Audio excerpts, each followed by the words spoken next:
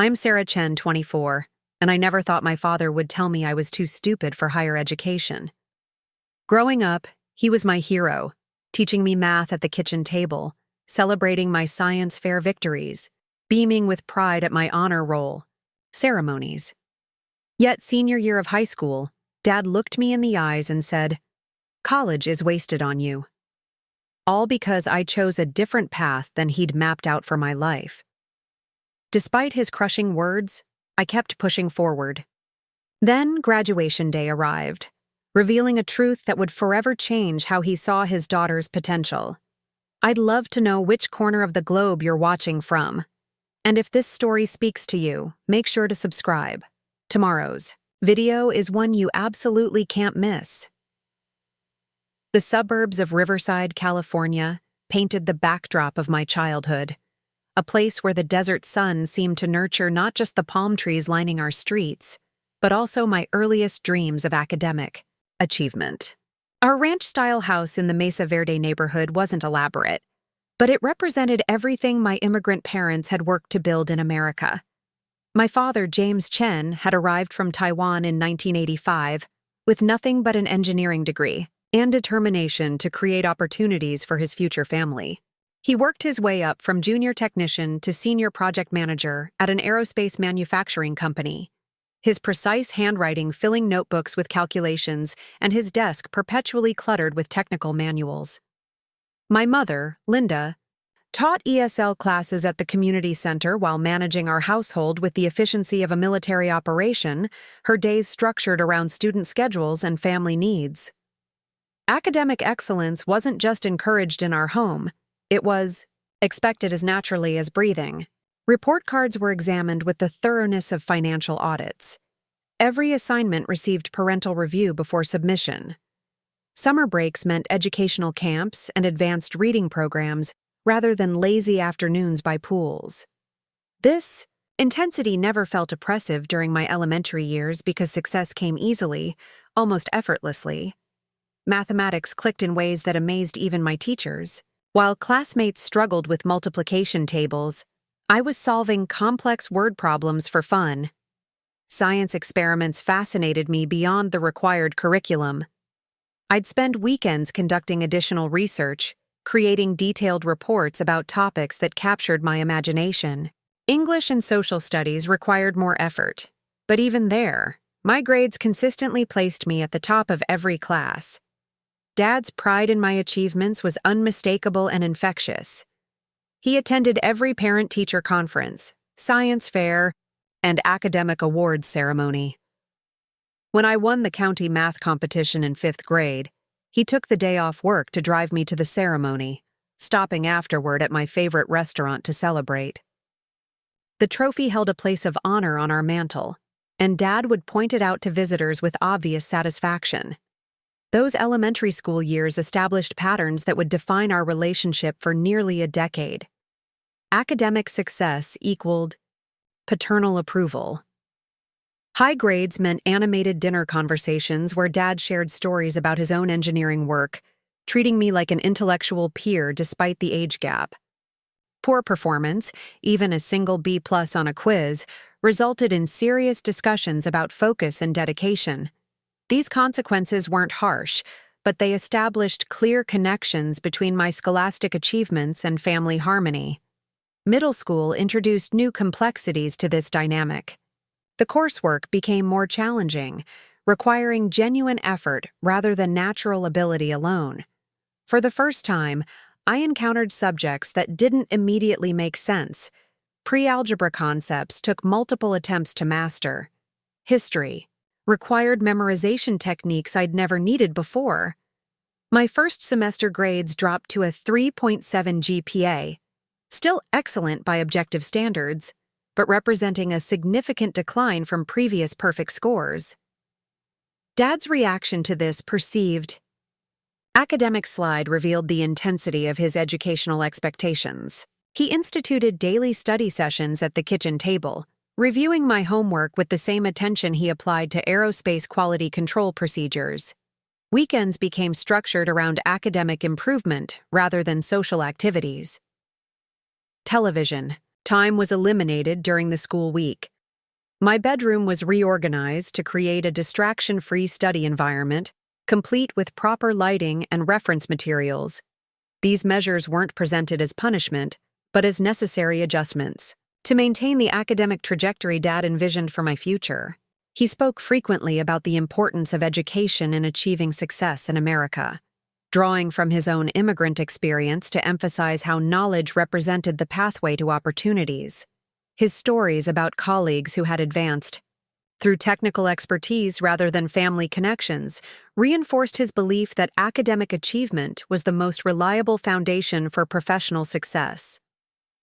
The pressure intensified when my younger brother Kevin entered elementary school and immediately demonstrated the same natural academic ability I had shown at his age. Dad began comparing our performances explicitly, using Kevin's effortless A's to highlight areas where my own grades had become more variable. These comparisons weren't meant cruelly, but they established a competitive dynamic that would influence our sibling relationship for years. During 7th grade, I discovered the debate team almost by accident. A scheduling conflict forced me into an elective I hadn't chosen, and the teacher recognized something in my argumentative style that suggested potential for competitive speaking. The activity combined research skills, logical reasoning, and public presentation in ways that challenged me differently than traditional coursework. For the first time since elementary school, I found myself genuinely excited about an academic pursuit. Dad's initial response to debate was lukewarm. He viewed it as potentially useful for developing communication skills, but worried it might distract from core subjects like mathematics and science. His engineering background made him skeptical of activities that seemed more focused on persuasion than objective analysis. When I explained how debate required extensive research and logical argumentation, his interest increased slightly, though he remained concerned about time management. My debate performances that year exceeded everyone's expectations, including my own. I won 3 tournaments and qualified for regional competition, achievements that required studying complex policy issues and developing sophisticated analytical frameworks. The research process was more intensive than anything I'd encountered in regular classes, involving primary source analysis and statistical evaluation that would have challenged high school students. These successes began shifting Dad's perspective on debate participation. He attended tournaments when work schedules permitted, observing competitions with the same analytical attention he applied to technical problems. After watching me defeat opponents from larger, more prestigious schools, he acknowledged that debate might actually complement rather than compete with traditional academic subjects.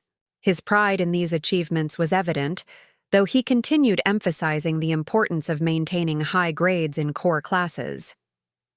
8th grade brought new challenges as I balanced increasingly demanding regular coursework with intensive debate preparation. The workload was substantial, often requiring late nights and weekend study sessions. My grades fluctuated more than in previous years, occasionally dropping to B+ levels in subjects that conflicted with tournament schedules. These academic variations created tension at home, as Dad struggled to reconcile his approval of debate success with concern about declining performance in traditional subjects. The situation reached a crisis point during 2nd semester when my earth science grade dropped to a B due to missed classes for debate tournaments. Dad called a family meeting to discuss priorities, presenting detailed arguments about the importance of maintaining consistent academic performance across all subjects. He suggested I might need to choose between debate and other activities to ensure adequate focus on core coursework. This conversation represented the first major conflict between my emerging interests and Dad's educational expectations. I argued passionately for the debate's academic value, citing research skills, critical thinking development, and college application benefits. Dad acknowledged these points but remained concerned about grade consistency and time management. The compromise we reached allowed continued debate participation contingent on maintaining a 3.0 GPA in all other subjects. High school arrived with elevated expectations and intensified pressure. Dad had researched the academic requirements for top-tier universities, creating detailed plans for my coursework selection, extracurricular activities, and standardized test preparation. His engineering background made him approach my education like a complex project requiring careful planning and precise execution. Every decision was evaluated based on its potential impact on college admissions prospects. Freshman year began smoothly as I enrolled in honors courses while continuing debate team participation. The increased academic rigor was manageable, and my grades remained consistently high. Dad's detailed involvement in my educational planning created structure that initially seemed helpful rather than constraining. He attended school meetings with counselors, researched advanced placement options, and established study schedules that maximized learning efficiency. However, the intensity of his involvement gradually revealed underlying assumptions about my future that I hadn't fully recognized. Dad's planning assumed I would pursue engineering or another technical field, following his own career path. Course selections emphasized mathematics and science, with humanities treated as necessary but secondary subjects.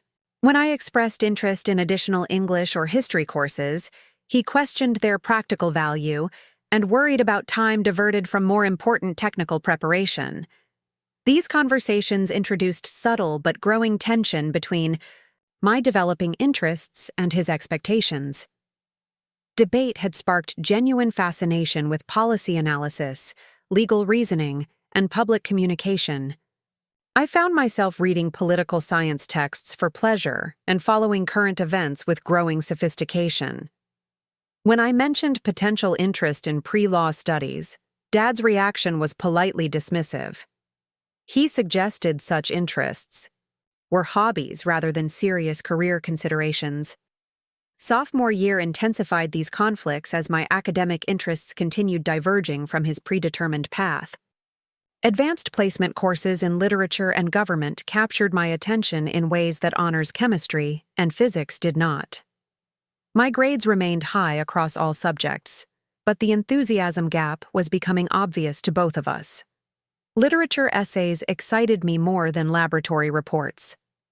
Government case studies engaged me more deeply than mathematical proofs.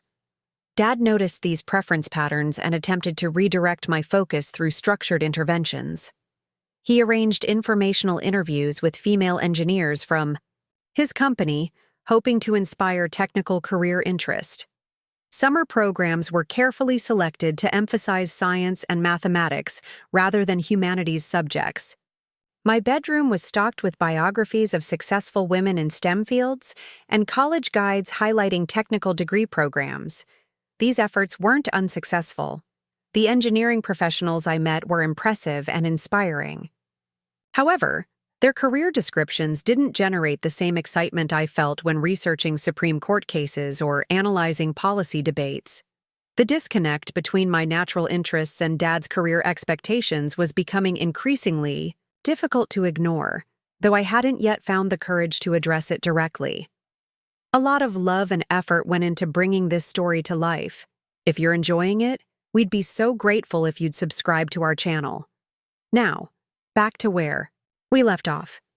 The debate team continued providing an outlet for my developing intellectual passions. Junior year brought the opportunity to specialize in policy debate, requiring intensive research on complex national issues. The preparation process involved analyzing economic studies, legal precedents, and philosophical arguments with sophistication that challenged me more than any regular coursework. When I qualified for state championships, even Dad had to acknowledge the academic rigor involved. However, his pride in debate achievements remained complicated by concern about their practical implications. He worried that success in speaking competitions might encourage impractical career aspirations rather than supporting technical education goals. When I mentioned that several debate alumni had attended prestigious law schools, his response was carefully neutral rather than enthusiastic. The conversation revealed his fundamental belief that legal careers were less valuable than engineering because they produced arguments rather than tangible products. Junior year academic performance remained strong across all subjects, though My engagement levels varied significantly based on content. Advanced placement calculus felt like an obligation rather than exploration. AP chemistry required considerable effort to maintain A-level performance. Meanwhile, AP English literature and AP government captured my attention so completely that I often exceeded assignment requirements, pursuing additional research on topics that fascinated me. These engagement patterns created new tensions during grade discussions with Dad. He celebrated strong performance in technical subjects while barely acknowledging equally high grades in humanities courses. When I received recognition for outstanding essays or research projects in non-technical areas, his responses were polite but restrained. The implicit message was clear. Success in literature or government was less meaningful than achievement in mathematics or science. The college planning process that began during junior year brought these underlying tensions to the surface. Dad had researched engineering programs at top universities, creating detailed spreadsheets comparing curricula, faculty credentials, and career placement statistics. His assumptions about my college applications were based entirely on technical degree programs, with no consideration of other academic possibilities.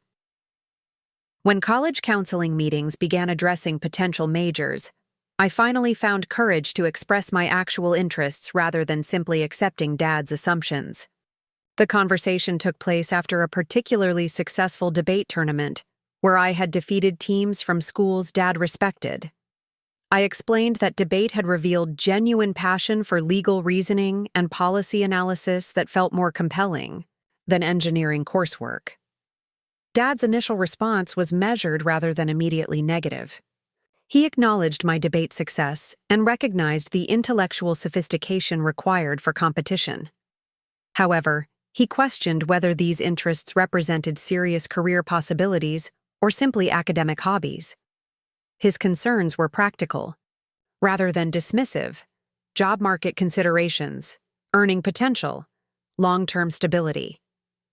From his immigrant perspective, technical careers offered more reliable pathways to success than fields requiring subjective evaluation. These discussions continued throughout junior year as college planning intensified. Dad researched pre-law programs with the same thoroughness he applied to engineering research, but his findings reinforced rather than alleviated his concerns. Law school admission statistics, bar exam passage rates, and legal career employment data all suggested risks that seemed unnecessary when engineering opportunities were readily available. His analysis was factually accurate but emotionally devastating because it implied my strongest interests represented poor judgment rather than authentic passion. The summer before senior year became a battleground for my future direction. Dad arranged internships at engineering firms, hoping direct exposure to technical work would rekindle interest I'd never actually demonstrated. I participated enthusiastically, wanting to give his vision fair consideration. The experience was educational and the professionals impressive, but the work didn't generate excitement comparable to what I felt during debate preparation or political science research. Meanwhile, I secretly applied for a summer program in constitutional law at UC Berkeley, using savings from part-time work to cover the application fee. When acceptance arrived, I faced the challenge of requesting permission to attend without revealing I had applied independently. The conversation required careful preparation because it represented the first direct challenge to Dad's educational planning. His reaction to the law program request revealed the depth of his disappointment in my developing interests. He didn't forbid participation, but his questions made clear his view that such activities were indulgent distractions from serious academic preparation. The week-long program was presented as potentially interesting, but ultimately irrelevant to practical career development. His reluctant permission came with conditions about maintaining focus on engineering preparation and not allowing legal studies to interfere with technical coursework. The constitutional law program proved transformative in ways I hadn't anticipated. For the first time, I was surrounded by peers who shared my intellectual passions and adults who took those interests seriously. The professors treated high school students as capable of sophisticated legal reasoning, assigning reading that challenged me more than any high school coursework. Guest speakers included practicing attorneys, judges, and legal scholars who presented law as intellectually rigorous rather than practically secondary.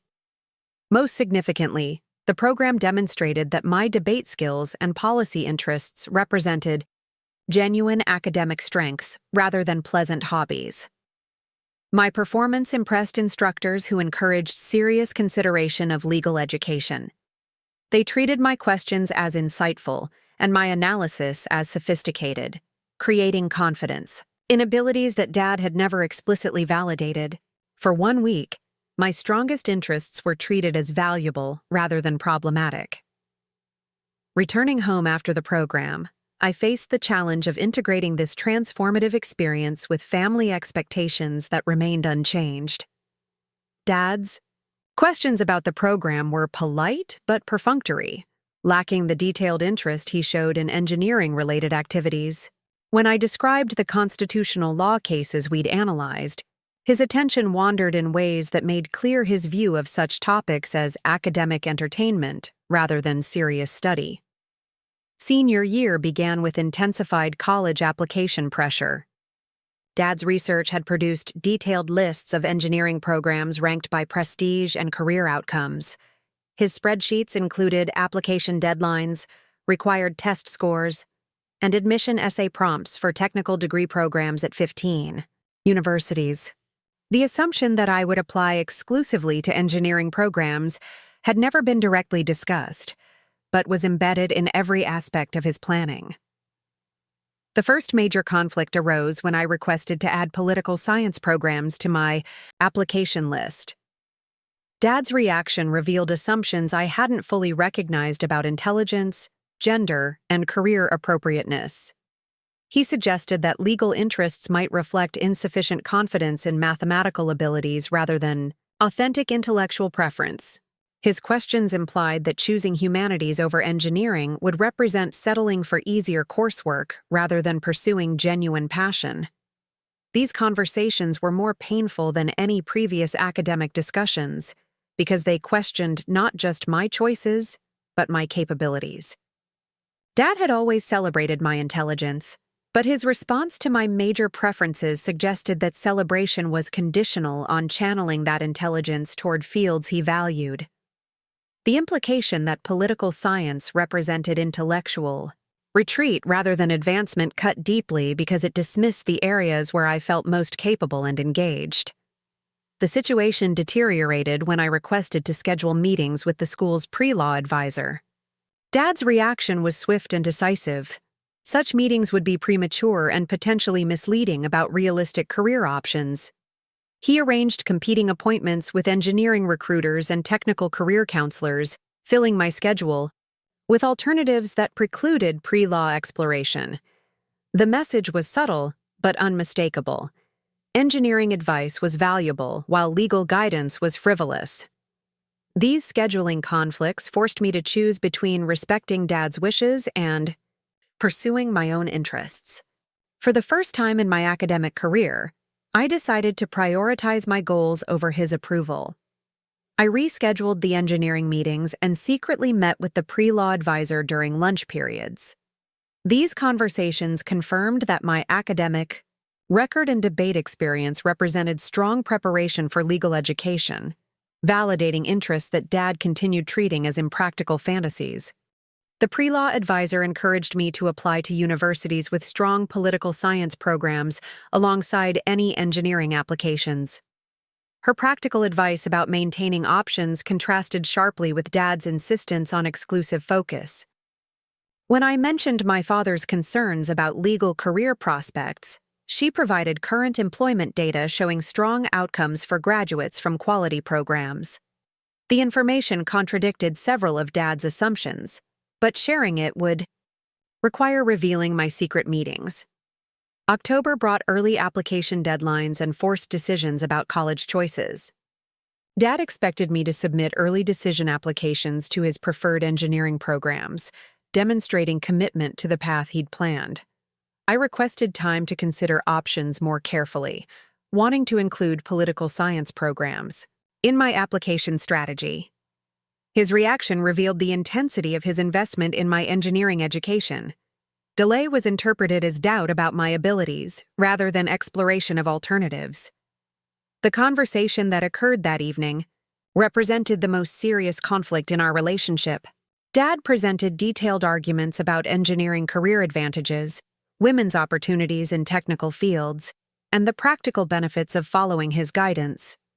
His passion was evident, and his concerns genuine, but his presentation assumed I shared his values and priorities. When I tried to explain my different interests, he interpreted my words as confusion rather than clarity. That night, I made the decision that would define my senior year and beyond. Instead of submitting early decision applications to engineering programs, I would apply to a broader range of schools, including strong liberal arts colleges and universities with excellent political science departments. The choice required deception because Dad expected daily updates on application progress and assumed my essays were focused on engineering interests. The deception proved more difficult than anticipated. Dad reviewed my application materials with the thoroughness he applied to engineering projects, expecting to see evidence of technical passion in my essays. I was forced to write different versions, engineering-focused essays to show him and authentic pieces about my actual interests for submission. The duplicate work was exhausting, but the alternative of direct confrontation seemed impossible given his level of emotional investment. November brought college interviews that intensified the deception. Dad expected to drive me to engineering program interviews while I was scheduled for political science meetings at different schools. I arranged rides with friends and created elaborate explanations for schedule conflicts. The lies felt terrible, but they seemed preferable to the disappointment and arguments that honesty would generate. The interview experiences reinforced my conviction about academic direction. Engineering program interviews felt like performances, where I acted interested in subjects that didn't engage me. Political science interviews felt like conversations where I could discuss topics that genuinely excited me. The contrast was obvious, and the admissions officers seemed to notice the difference in my enthusiasm levels. December brought the first college acceptances and the need for increasingly elaborate deception.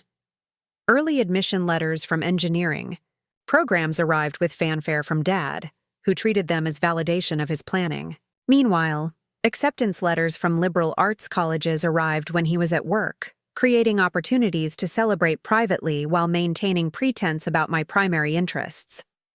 The most difficult moment came when I received early admission to Stanford's political science program with a merit scholarship. The achievement represented everything I'd worked toward, but sharing the news would require explaining my secret application process.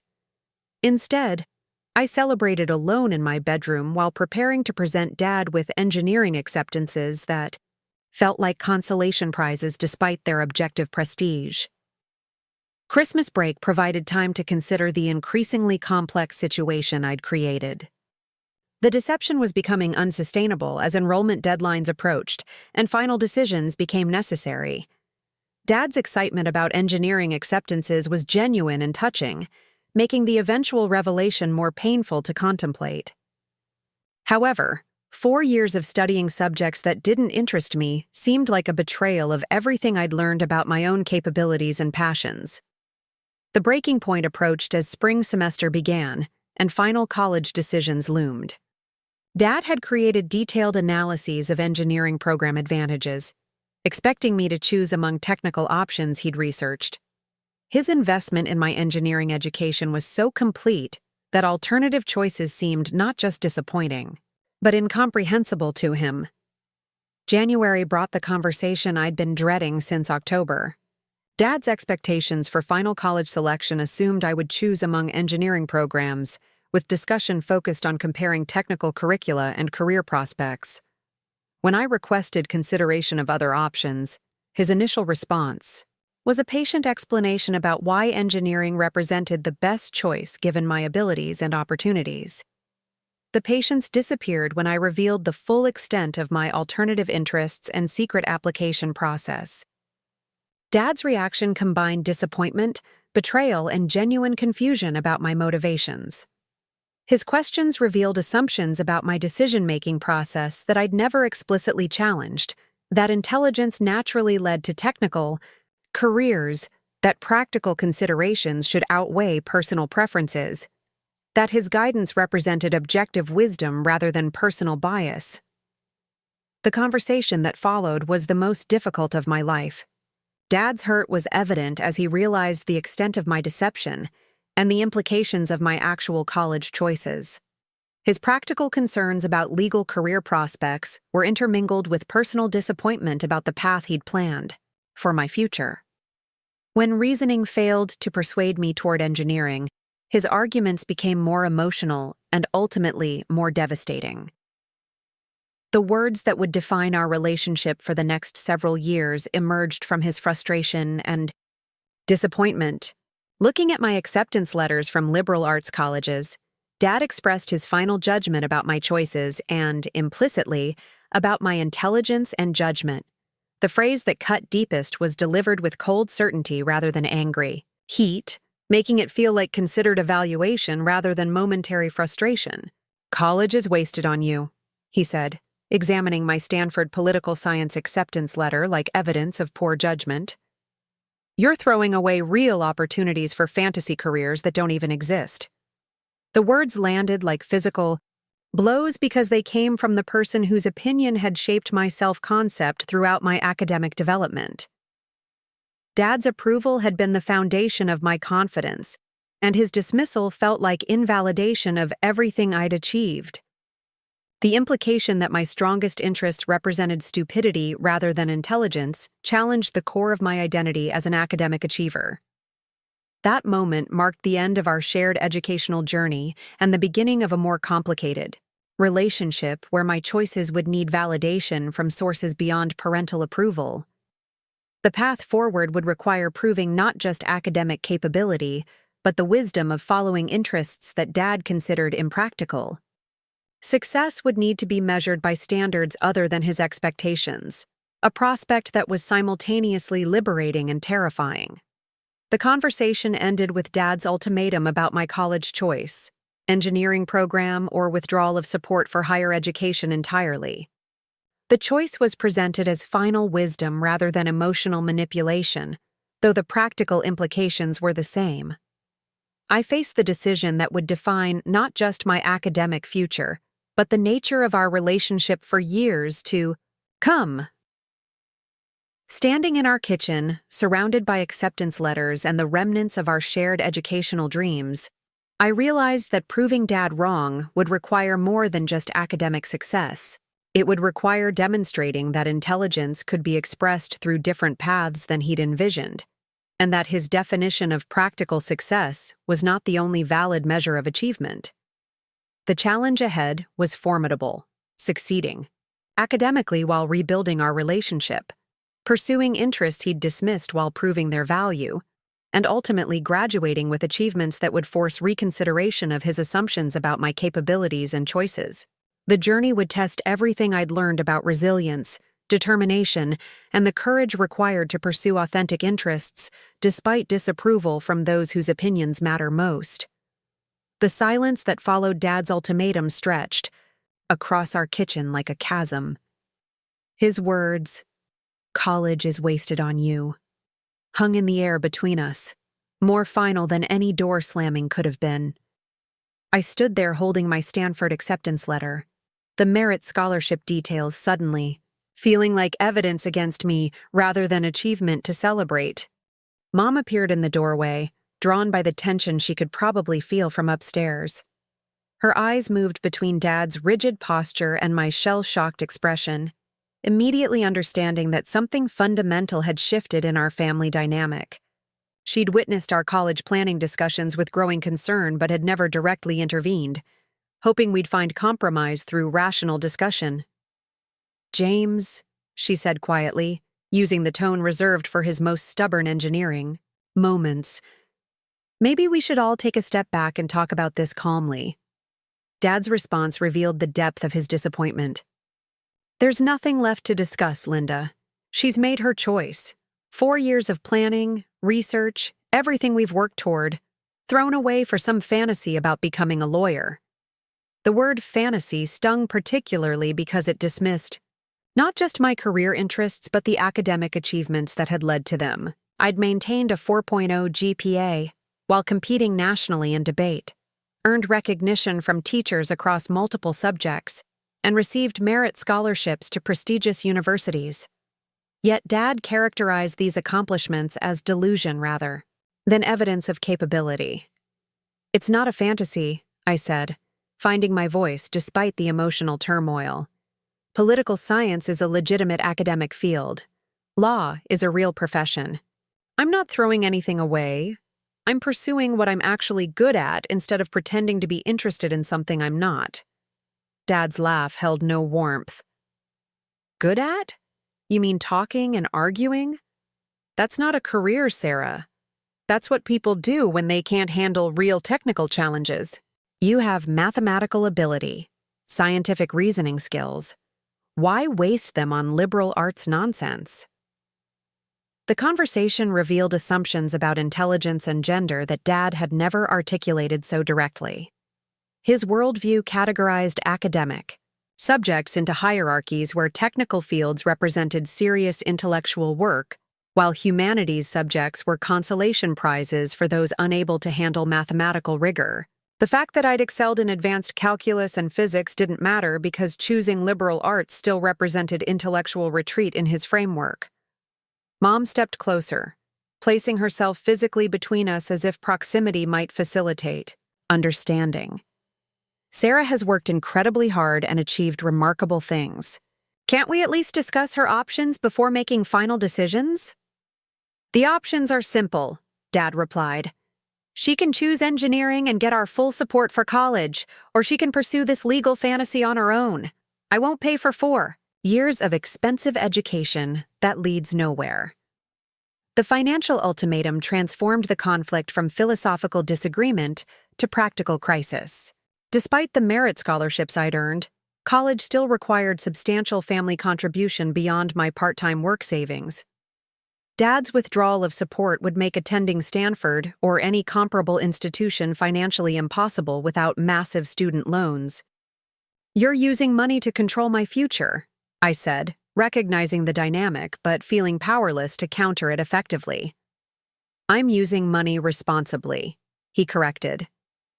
"Investing in education that leads to stable careers, not indulging academic fantasies that leave you unemployed after graduation." The evening ended without resolution, but with clear battle lines established. Dad retreated to his home office where he spent hours researching employment statistics for liberal arts graduates, printing articles about law school debt burdens and legal career instability. His preparation suggested this would become an extended campaign rather than momentary disagreement. I sought refuge in my bedroom, surrounded by college acceptance letters that now felt like evidence in a trial rather than opportunities to celebrate. The Stanford materials that had excited me hours earlier now seemed like invitations to family destruction. Could I really choose my academic interests over family harmony? Was Dad right that practical concerns should outweigh personal preferences? Sleep didn't come easily that night. I replayed the conversation obsessively, searching for arguments I might have made more persuasively or compromises that could satisfy both his practical concerns and my authentic interests.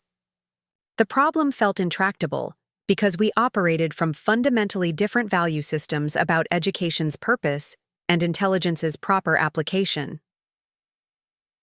The next morning brought no softening in Dad's position. Breakfast passed in uncomfortable silence broken only by Mom's attempted normalcy about weekend plans and school activities. Dad avoided eye contact while reviewing technical journals, his body language communicating ongoing disappointment more clearly than words could have. School provided temporary escape from family tension, but the college decision deadline created its own pressure. Friends were excitedly finalizing choices and making enrollment deposits while I remained paralyzed by the conflict between family expectations and personal aspirations. My guidance counselor noticed my distress during our regular check-in meeting. The Rye. Stanford opportunity is extraordinary, Mrs. Rodriguez said after I explained the situation. Full merit scholarship to one of the country's best political science programs. That's recognition of genuine academic achievement, not fantasy or indulgence. Her validation felt crucial because it came from someone whose professional judgment Dad respected. Mrs. Rodriguez had guided hundreds of students through college selection over 2 decades. Her assessment that my interests represented legitimate academic strengths rather than impractical fantasies provided perspective I desperately needed. Have you considered involving your father in conversations with admissions counselors or professors?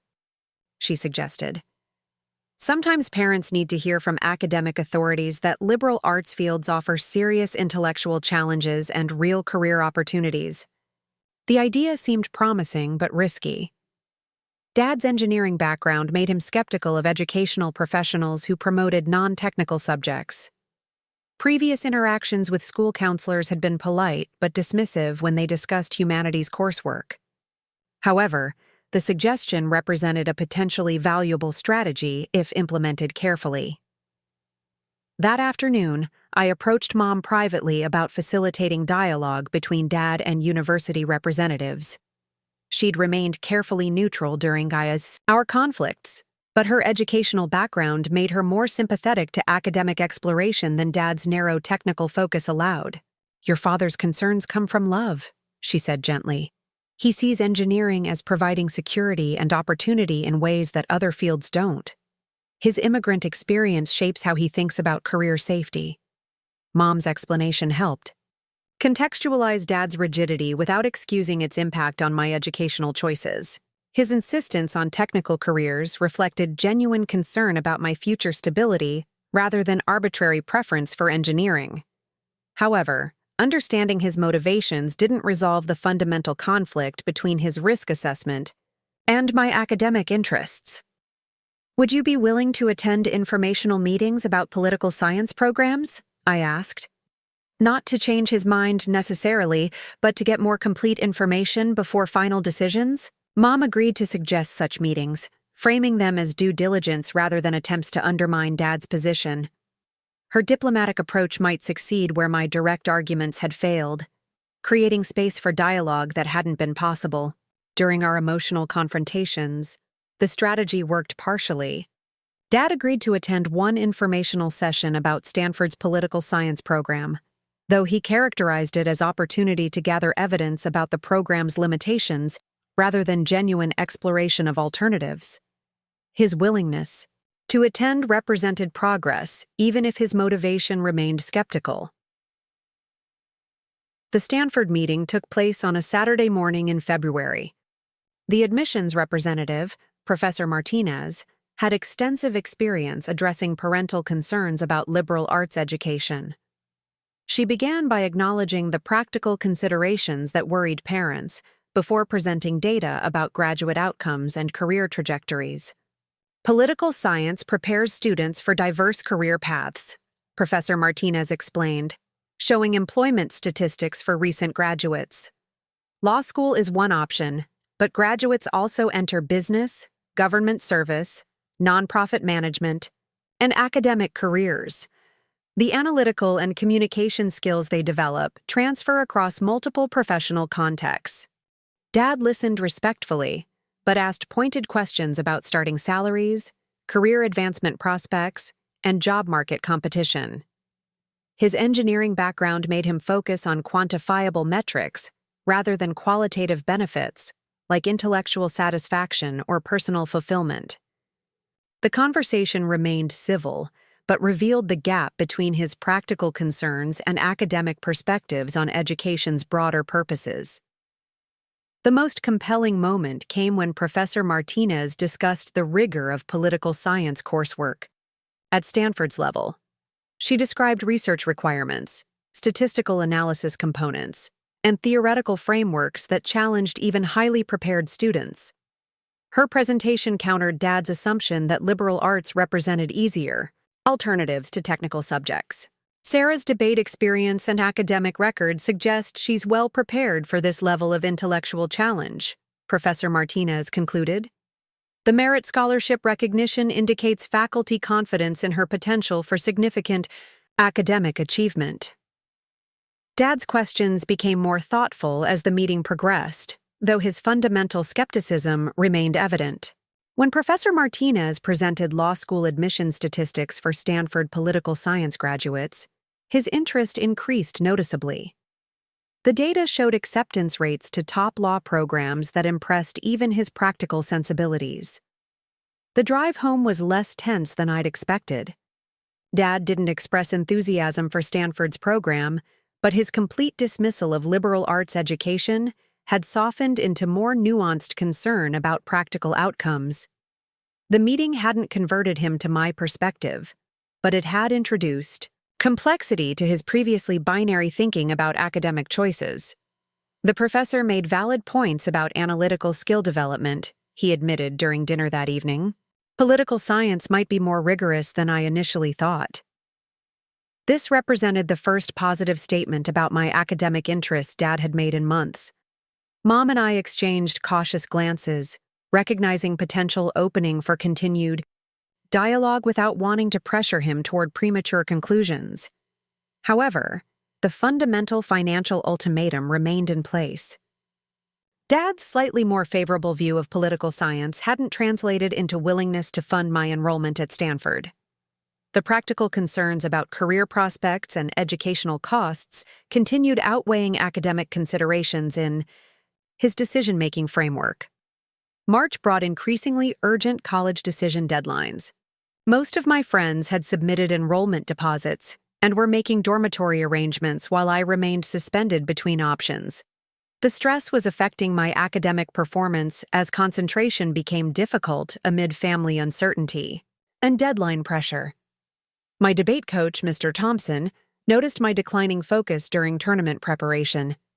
When I explained the college situation, his reaction was immediately supportive and ultimately influential in ways I hadn't anticipated. "You have a rare talent for legal reasoning and public advocacy," he said.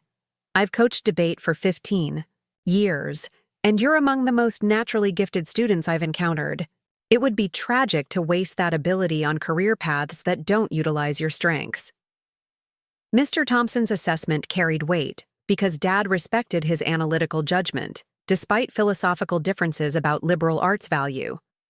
As a former corporate attorney who had transitioned to teaching, Mr. Thompson brought practical legal experience to educational discussions. His perspective might influence Dad in ways that purely academic arguments couldn't achieve.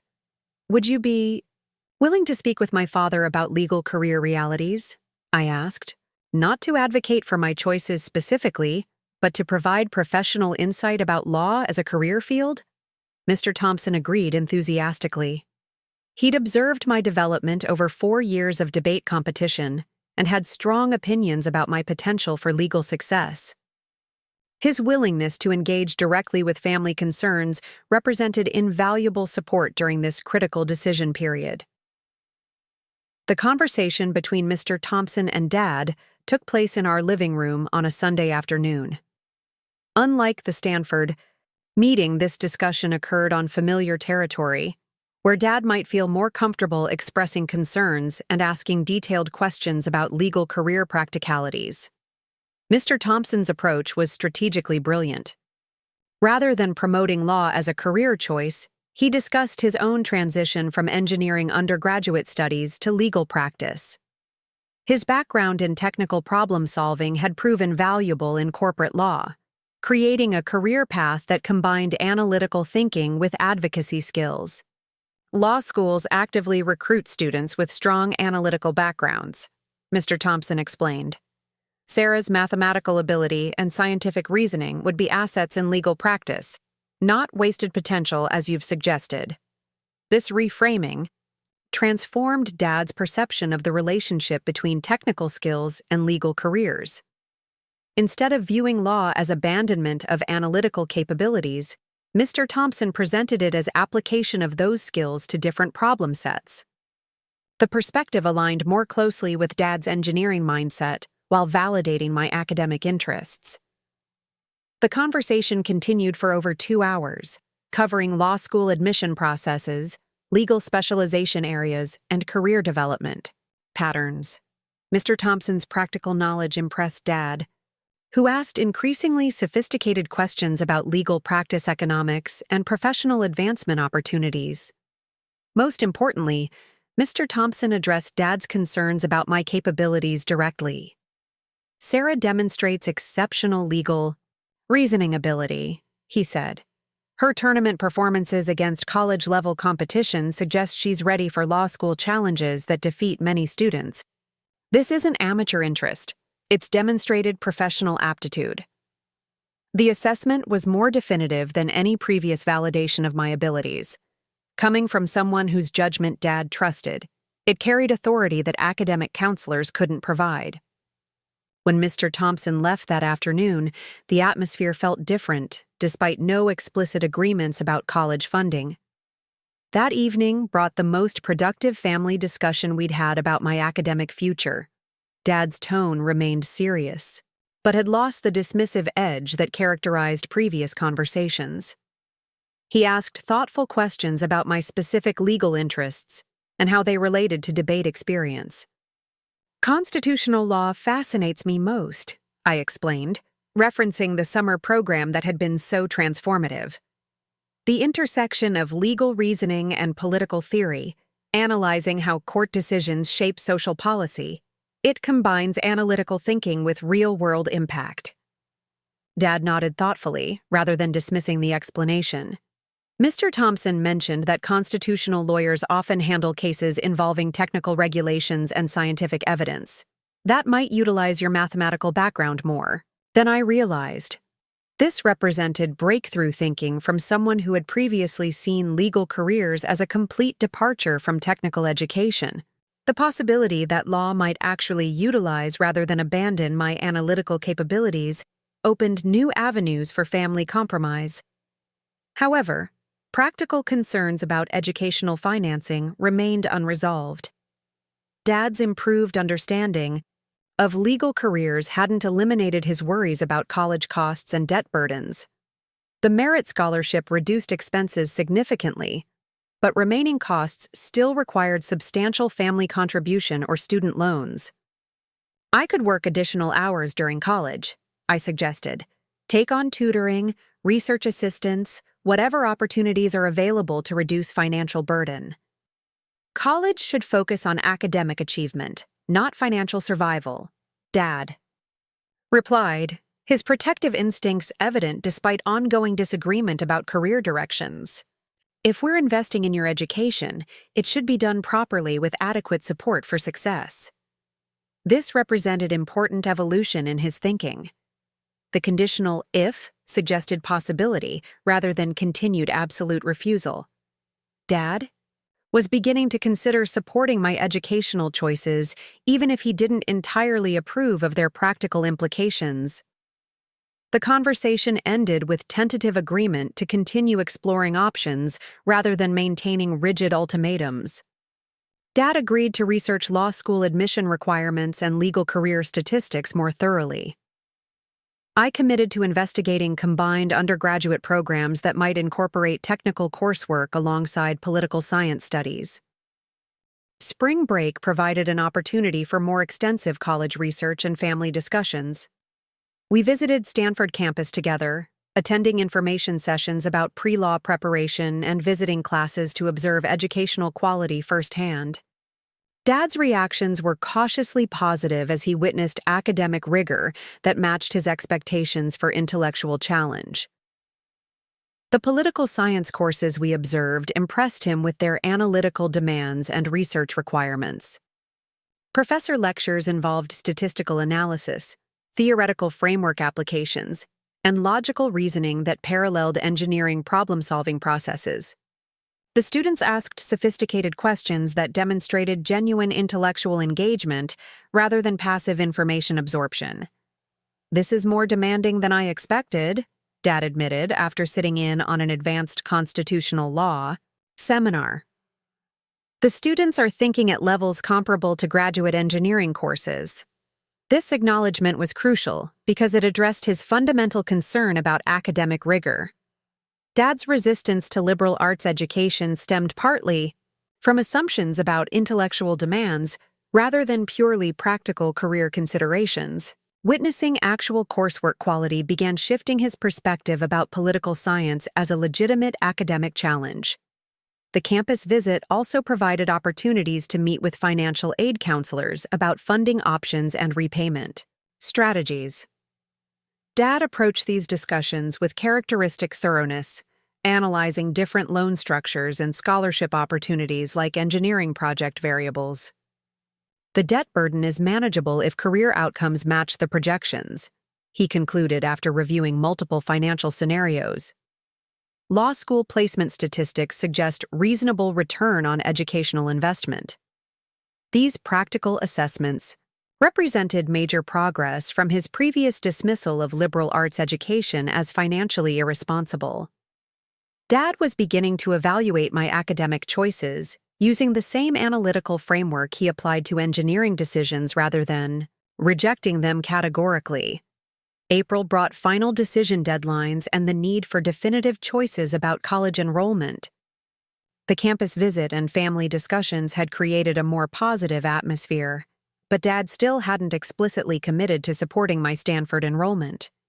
His evolution from complete opposition to cautious consideration was encouraging, but insufficient for final college planning.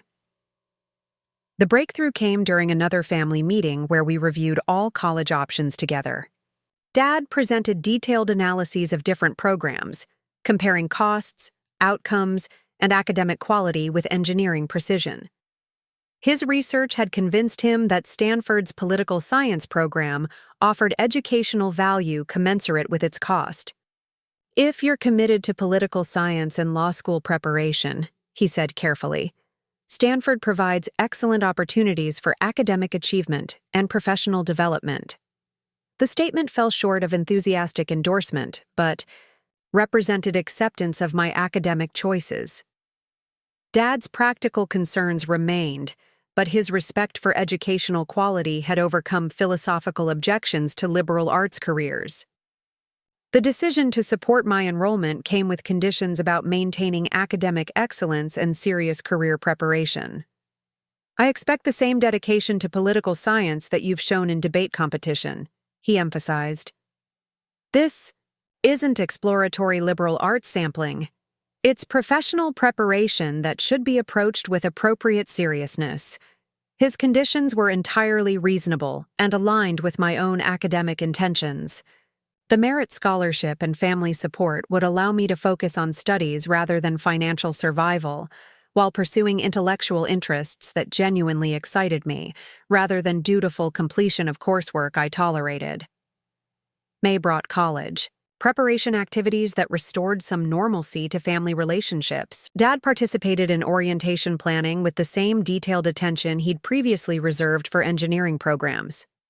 His questions about course selection and academic requirements demonstrated ongoing concern about my success, even if he didn't share my enthusiasm for the subject matter.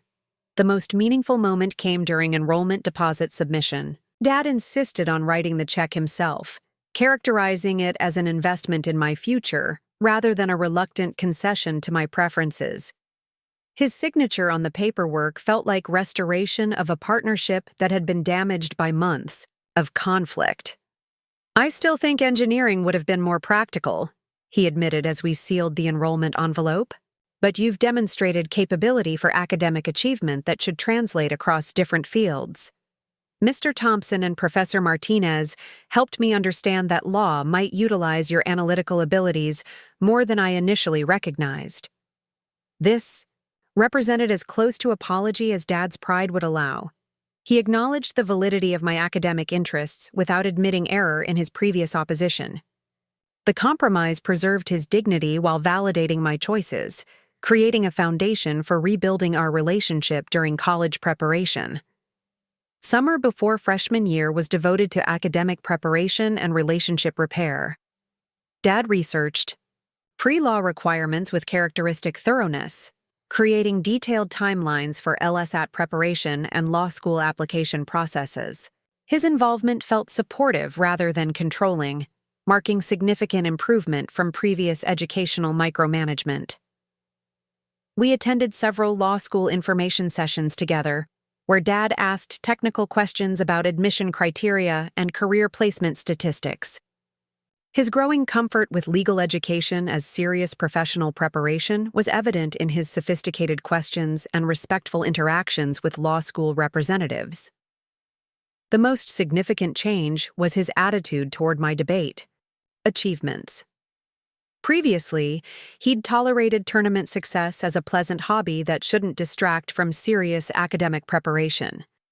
Now he began understanding debate as professional skill development directly relevant to legal career preparation. Your argumentation abilities and research skills are already at advanced levels, he observed after attending a summer tournament. Law school will build on the foundation you've established rather than starting from the basics.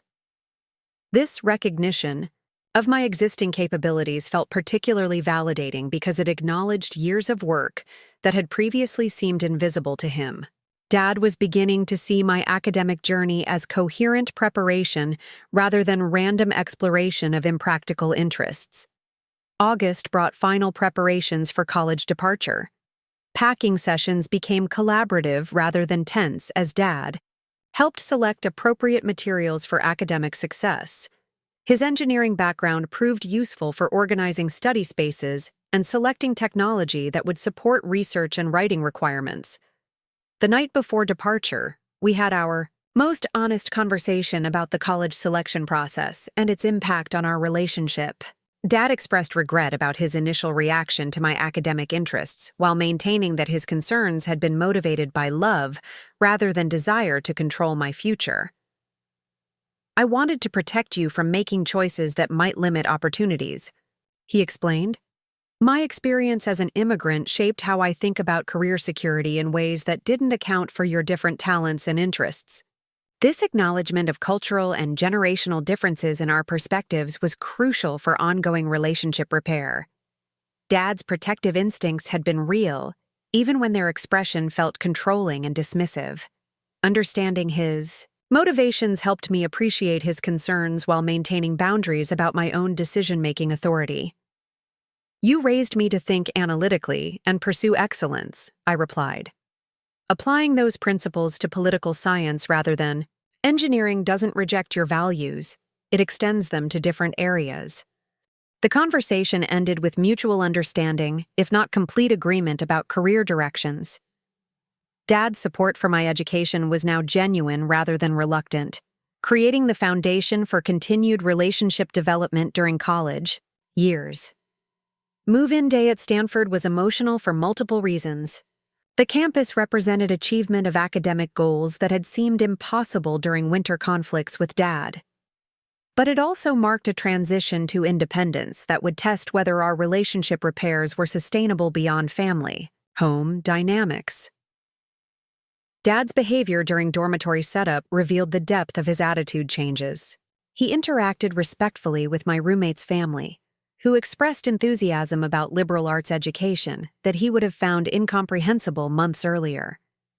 His conversations with other parents demonstrated growing comfort with his daughters' non-technical academic pursuits. The final goodbye was tender rather than tense for the first time in months. Dad hugged me with genuine warmth while expressing confidence in my academic potential rather than worry about my career choices. "Study hard and make us proud," he said, using the same phrase that had accompanied me to elementary school events. "You have the ability to achieve whatever you set your mind to accomplish."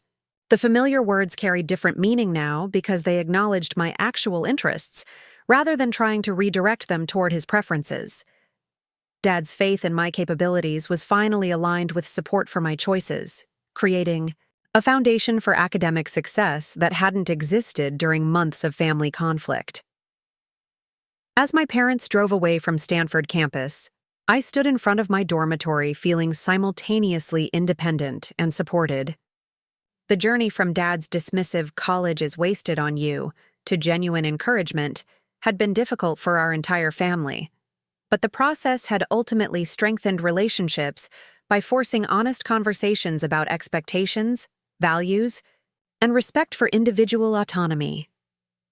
The challenges ahead were primarily academic rather than familial. Proving Dad's concerns wrong about liberal arts education would require exceptional performance in demanding coursework. Demonstrating that political science could lead to meaningful career opportunities would take years of focused preparation and professional development. However, the foundation was now solid. Dad's support was genuine rather than conditional, providing emotional security that would facilitate academic risk-taking and intellectual exploration. The validation of my capabilities and interests created confidence to pursue ambitious goals, without constant family conflict undermining concentration and motivation. Standing on the threshold of college independence, I realized that our family crisis had ultimately provided valuable preparation for adult challenges. Learning to advocate for my authentic interests despite significant opposition had developed resilience and self-knowledge that would prove essential for law school and legal career success. The conversation that had begun with Dad's devastating dismissal of my academic potential was transforming into ongoing dialogue about achievement, career development, and family support. The outcome was a more mature relationship based on mutual respect, rather than parental control and childhood deference. Most importantly, I now had the opportunity to prove through performance, rather than argument, that his initial judgment, "college is wasted on you," was fundamentally wrong. The test would be academic achievement, at levels that commanded respect even from someone whose definition of intellectual success had been previously narrow and technically focused. The stage was set for demonstrating that intelligence could be expressed through political science with the same rigor and practical value that Dad associated with engineering careers. Success would require not just meeting his expectations, but exceeding them in ways that challenged his assumptions about liberal arts education and career potential. The real work was just beginning. Stanford's autumn air carried the weight of new beginnings as I walked across campus toward my first political science lecture. The months of family conflict seemed distant now, replaced by the immediate challenges of college-level academic work. Professor Williams' constitutional law course occupied the premier slot in my schedule, the subject that had sparked this entire journey toward legal education. The lecture hall buzzed with nervous energy as 200 students filed into tiered seating. Unlike high school classrooms where familiar faces provided comfort, this environment was entirely foreign. Students from different backgrounds, academic experiences, and intellectual traditions created diversity I'd never encountered in California's suburban high schools. Professor Williams commanded attention from the moment she entered. Her reputation for rigorous analysis and demanding standards had preceded her, but seeing her in person revealed someone whose passion for constitutional interpretation was immediately infectious. She began without preamble, launching into discussion of Marbury versus Madison, as though continuing conversation from the previous day. Constitutional interpretation requires analytical precision that surpasses most academic disciplines, she announced, scanning the lecture hall with deliberate intensity. Legal reasoning demands synthesis of historical analysis, logical argumentation, and contemporary application that challenges even exceptional students. The statement felt like a direct response to Dad's concerns about liberal arts rigor. Here was a professor whose intellectual demands matched anything he'd described about advanced engineering coursework. The complexity of legal reasoning she outlined required exactly the analytical capabilities that had driven my academic success throughout high school. My first assignment reinforced this impression. The case brief required analyzing competing constitutional interpretations across historical periods, evaluating judicial reasoning strategies, and developing original arguments about contemporary applications. The work was more intellectually demanding than any high school assignment, including advanced placement projects that had challenged me significantly. Late nights in the library became routine as I immersed myself in legal scholarship and constitutional history. The research process required skills I'd developed through debate preparation, but applied them to unprecedented depth of analysis. Primary sources, secondary commentaries, and theoretical frameworks had to be integrated into coherent arguments that met Professor Williams' exacting standards. The first graded assignment returned with comments that exceeded my expectations. Professor Williams had noted the sophistication of my legal reasoning and the thoroughness of my research methodology. Her written feedback suggested I'd demonstrated analytical capabilities that positioned me well for continued success in political science coursework. Your constitutional interpretation shows mature understanding of judicial reasoning, she'd written in precise handwriting. The analysis suggests strong potential for advanced legal studies. This early validation provided confidence that Dad's concerns about my academic preparation had been unfounded. Political science wasn't requiring abandonment of analytical thinking. It was channeling those capabilities toward different problem sets that engaged me more deeply than engineering subjects ever had. Other courses reinforced this pattern. Statistics. For political research involved mathematical analysis more complex than anything required in high school calculus. Comparative government demanded logical reasoning about institutional structures and policy outcomes. International relations required synthesis of economic theory, historical analysis, and strategic thinking that challenged multiple intellectual capabilities simultaneously. The academic workload was substantial, often requiring 12-hour study days to complete assignments adequately.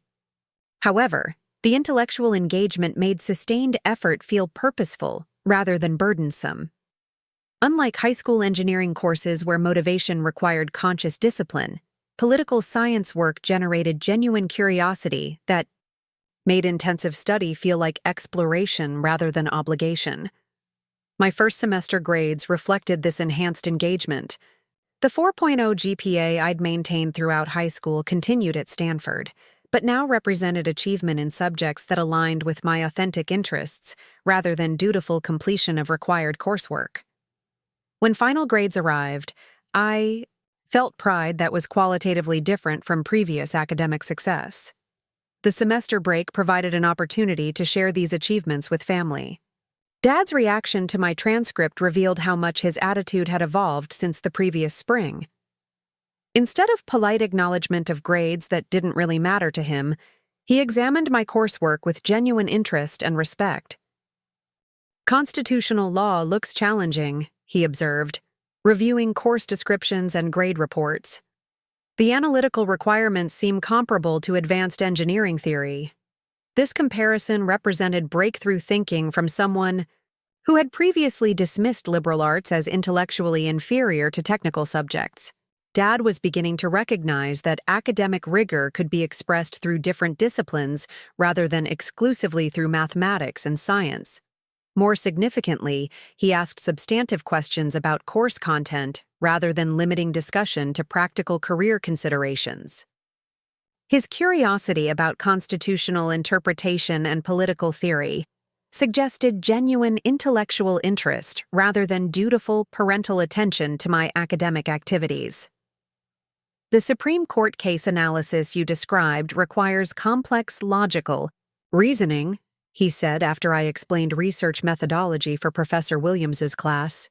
Legal precedent evaluation seems analogous to engineering design optimization. Different variables, but similar analytical processes. These observations showed Dad's engineering perspective was becoming a bridge for understanding, rather than a barrier to appreciating my academic work. Instead of seeing political science as a complete departure from analytical thinking, he was recognizing intellectual connections that validated my career direction without requiring him to abandon his own professional identity.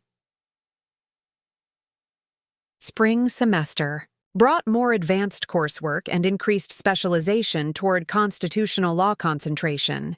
Professor Martinez's seminar on civil rights and constitutional development proved particularly transformative, combining historical analysis with contemporary legal challenges in ways that demonstrated political science's practical relevance. The seminar required sustained research projects that approximated graduate-level scholarship.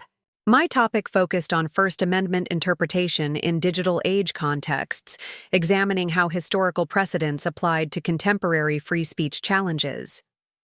The research process involved primary legal sources, empirical data analysis, and theoretical framework application that challenged me more than any previous academic work. Working with Professor Martinez revealed dimensions of legal scholarship I hadn't encountered in undergraduate coursework. Her guidance helped me develop research methodologies that would prove essential for law school preparation, while creating intellectual foundation for understanding constitutional law's evolving nature.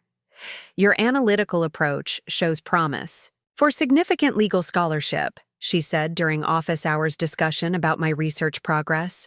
The combination of historical analysis and contemporary application demonstrates sophisticated legal reasoning.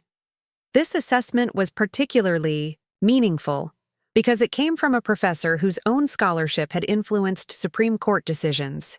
Her evaluation suggested my academic capabilities might extend beyond undergraduate achievement toward original research that could contribute to legal knowledge.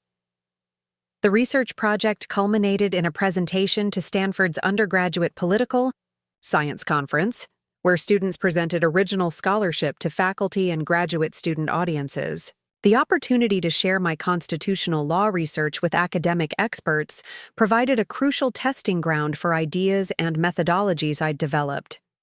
The presentation went better than I'd anticipated.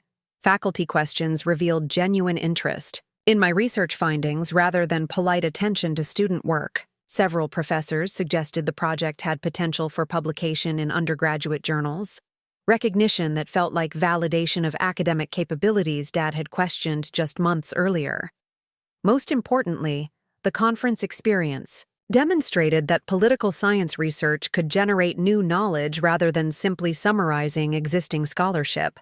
My constitutional law analysis had identified previously unexamined connections between historical precedents and contemporary legal challenges, contributing original insights to academic discussions.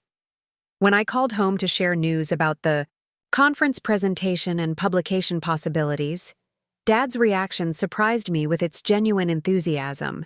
His questions about research methodology and findings revealed respect for my academic work that would have been impossible during our college selection conflicts. Original research that contributes to legal scholarship sounds like significant academic achievement, he said. Publication in academic journals requires analytical rigor that matches any field's intellectual standards. This acknowledgement represented a complete transformation from his previous dismissal of liberal arts as academically inferior to engineering. Dad was beginning to understand that intellectual achievement could be expressed through different disciplines while maintaining comparable analytical demands and practical significance. Summer between freshman and sophomore years brought the opportunity for a legal internship that would test classroom learning against professional reality. The American Civil Liberties Union offered research positions for undergraduate students interested in constitutional law careers, providing exposure to actual legal work rather than purely theoretical study. The internship application process was competitive, requiring academic transcripts, writing samples, and interviews with staff attorneys. When acceptance came, it felt like recognition that my academic preparation was translating into professional readiness, even as an undergraduate student. The ACLU internship proved more intellectually challenging than anticipated.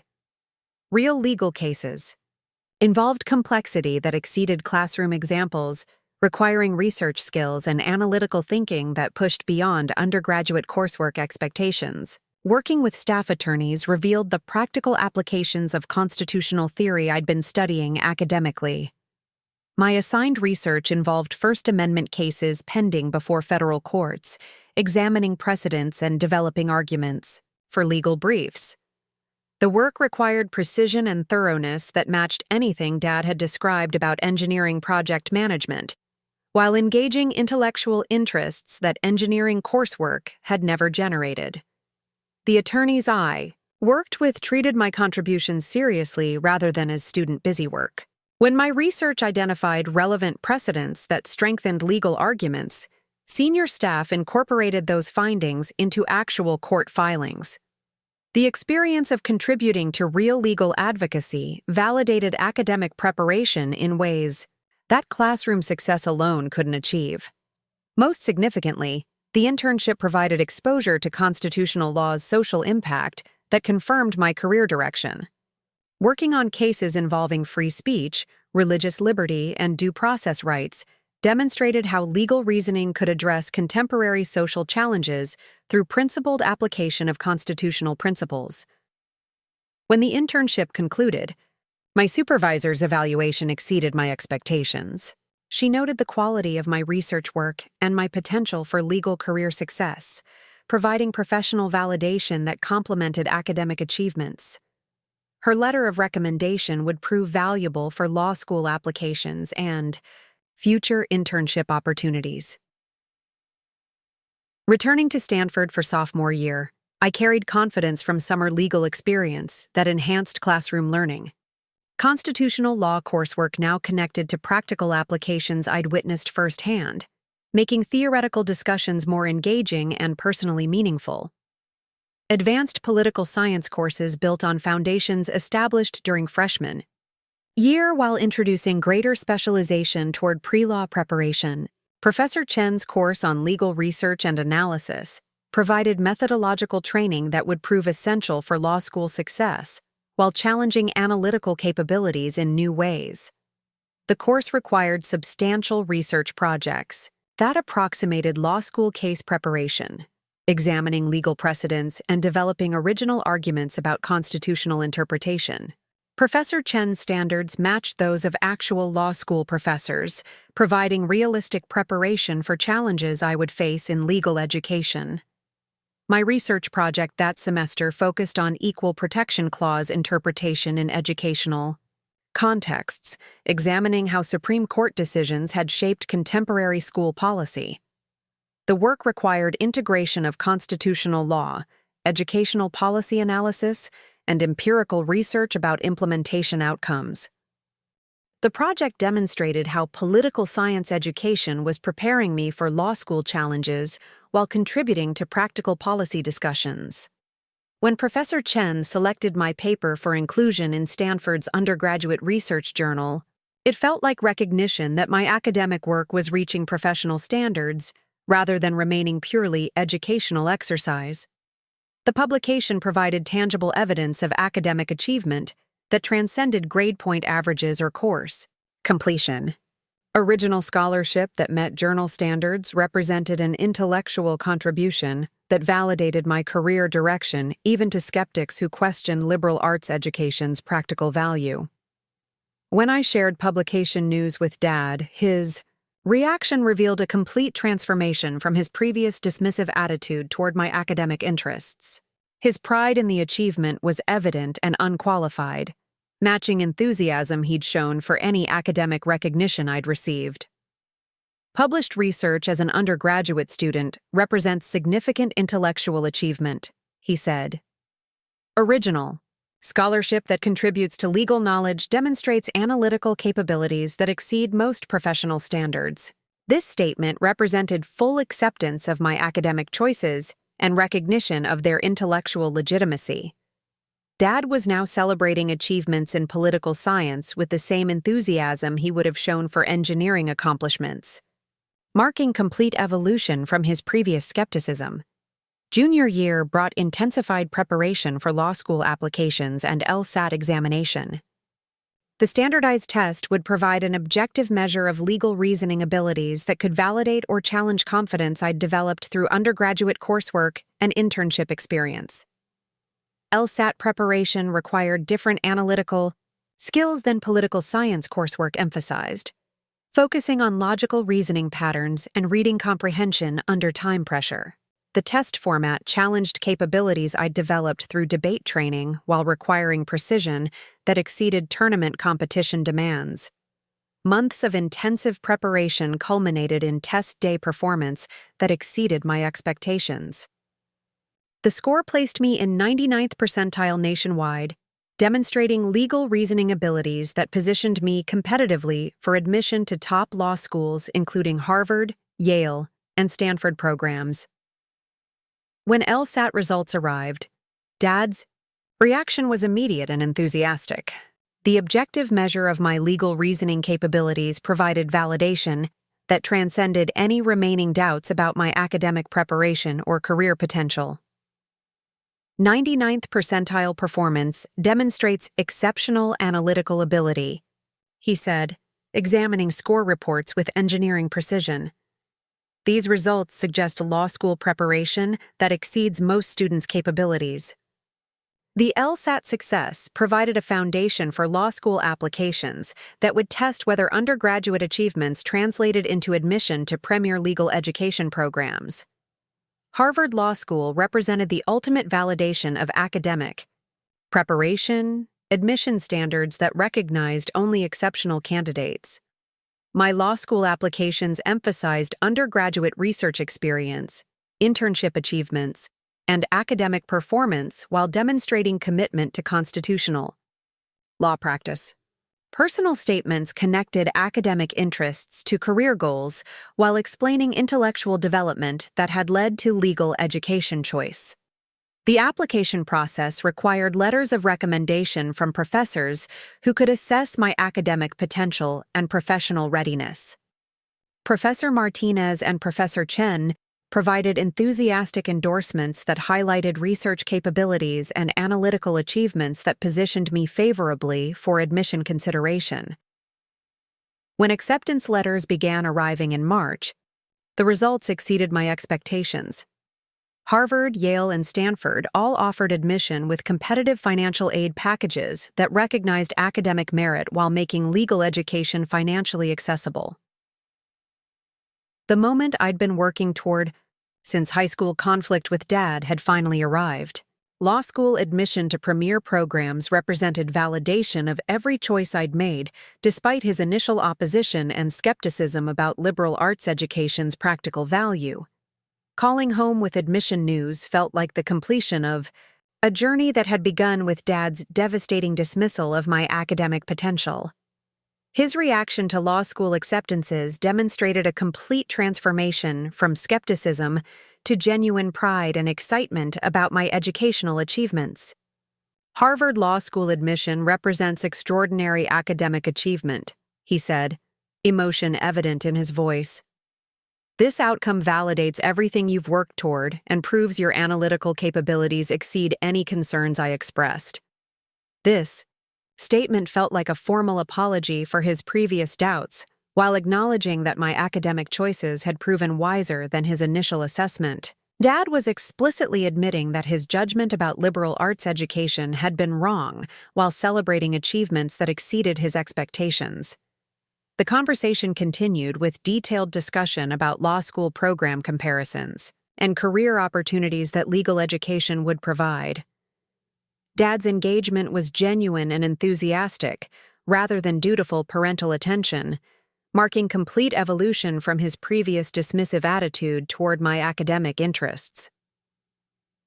Senior year at Stanford provided an opportunity to complete undergraduate education while preparing for law school challenges ahead. Advanced constitutional law courses and independent research projects created a foundation for legal education, while allowing continued academic achievement in subjects that genuinely excited me. My senior thesis examined Supreme Court decision-making, patterns in First Amendment cases, analyzing how judicial reasoning had evolved across different historical periods. The research required sophisticated statistical analysis combined with legal scholarship that challenged me more than any previous academic work. Professor Martinez supervised the thesis research, providing guidance that elevated the project toward graduate-level scholarship standards. Her mentorship helped me develop analytical frameworks that would prove valuable for law school success, while contributing original insights to constitutional law literature. The completed thesis earned highest departmental honors and recommendation, for additional publication in political science journals focused on constitutional law scholarship. These achievements represented the culmination of undergraduate education while demonstrating readiness for advanced legal studies. Graduation day arrived with significance that extended beyond typical college completion ceremonies. The event represented vindication of academic choices that had created severe family conflict while demonstrating intellectual achievements that exceeded anyone's initial expectations. Dad attended commencement with obvious pride and excitement about my educational accomplishments. His presence felt like a celebration of a shared journey, rather than an obligation to acknowledge achievements he didn't value. The transformation in his attitude was complete and genuine. When my name was announced as graduating summa cum laude with departmental distinction, Dad's applause was enthusiastic and unrestrained. His pride in my achievements was evident to everyone around us, marking complete contrast from his previous skepticism about liberal arts education. The most meaningful moment came during post-graduation conversation when Dad explicitly acknowledged how wrong his initial assessment had been about my academic potential and career direction. "You proved that college was not wasted on you," he said, referencing his devastating comment from senior year of high school. "Your achievements exceeded anything I imagined possible and demonstrated analytical capabilities that surpass most professional standards." This acknowledgement felt like formal vindication of every difficult choice I'd made despite his opposition. Dad was explicitly admitting that his previous judgment had been wrong while celebrating intellectual achievements that validated my academic direction. But the most important recognition came when he continued speaking about what my success meant for his understanding of education and career development. "You taught me that intelligence can be expressed through different paths than I previously understood," he said. "Political science and legal preparation require analytical rigor that matches any field while engaging capabilities that engineering education might not have developed." This represented complete transformation in his thinking about academic disciplines and career possibilities. Instead of viewing engineering as a superior intellectual challenge, Dad now recognized that different fields could provide comparable analytical demands while utilizing different intellectual strengths. The conversation concluded with his expression of confidence about my law school preparation and future legal career success. "Harvard Law School will challenge you appropriately while building on the foundation you've established through political science education," he said. "Your constitutional law expertise and research experience position you exceptionally well for legal studies." Standing there in graduation regalia, surrounded by a family whose support had been restored through demonstration of academic achievement, I reflected on the journey from Dad's initial dismissal to this moment of complete validation. The phrase, "college is wasted on you," had motivated 4 years of intensive academic work designed to prove its inaccuracy. Every grade, every research project, every academic recognition had been steps toward demonstrating that his initial judgment was wrong, and that my intellectual capabilities could achieve success through political science preparation. The proof was now complete and undeniable. Summa cum laude graduation, departmental honors, published research, law school admission to premier programs. These achievements represented validation that transcended any remaining doubts about my academic choices or capabilities. More importantly, the process had transformed our family relationship from conflict based on different educational philosophies to partnership based on mutual respect for analytical achievement regardless of disciplinary focus. Dad's evolution from skeptic to enthusiastic supporter marked growth that benefited both of us. As we left Stanford campus for the final time, I realized that proving Dad wrong had required more than just academic success. The journey had demanded development of intellectual confidence that could withstand criticism from people whose opinions mattered most, while maintaining focus on authentic interests rather than external expectations. The real achievement wasn't just undergraduate success or law school admission. It was a demonstration that intelligence and analytical capability could be expressed through different paths than conventional expectations suggested. Dad's recognition of this truth represented victory that extended beyond personal vindication toward broader understanding about educational diversity and career possibility.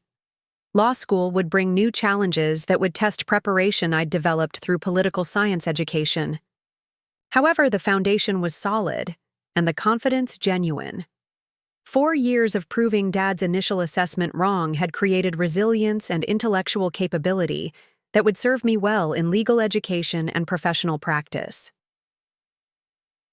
The story, that began with a devastating dismissal of my academic potential, had concluded with complete validation of choices that seemed impossible during high school conflict.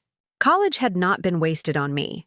It had been the foundation for achievements that exceeded everyone's expectations, while opening doorways to legal careers that would utilize analytical capabilities Dad had initially wanted channeled toward engineering. Standing on the threshold of law school admission with undergraduate achievements that commanded respect even from previous skeptics, I understood that the most important lesson wasn't about proving others wrong. It was about maintaining confidence in authentic interests and capabilities despite opposition from people whose approval had previously defined my self-worth. Validation felt complete, but the real work was just beginning. Law school would test whether undergraduate preparation translated into professional capability while providing opportunities to contribute to legal scholarship and constitutional interpretation that had fascinated me since high school debate. Competition. Dad's final words as we drove away from Stanford campus captured the transformation that had occurred not just in his attitude, but in our relationship dynamics. "I'm proud of who you've become and excited to see what you'll achieve in law school," he said. "Your success proved that parents' expectations should support children's authentic capabilities rather than limiting them to familiar territory." This wisdom represented growth that benefited both of us while creating the foundation for continued relationship development as I moved toward independent professional achievement. The conflict that had seemed so destructive during high school had ultimately strengthened our bond while teaching valuable lessons about persistence, authentic choice, and intellectual courage. The next chapter would begin at Harvard Law School, where political science preparation would be tested against legal education's most demanding standards. However, the confidence and analytical capability developed through proving Dad wrong about liberal arts education provided the foundation for continued success in pursuits that genuinely excited rather than merely challenged me. College had not been wasted. It had been preparation for achievements that validated every difficult choice made, despite family opposition and personal doubt. The journey from dismissal to validation was complete, but the path toward legal career contribution was just beginning. Looking for more? We've got 2 amazing stories ready for you right on screen. If this one touched you, these are absolutely worth your time. Click to watch them now. And hey, subscribe and hit that bell to never miss our latest uploads.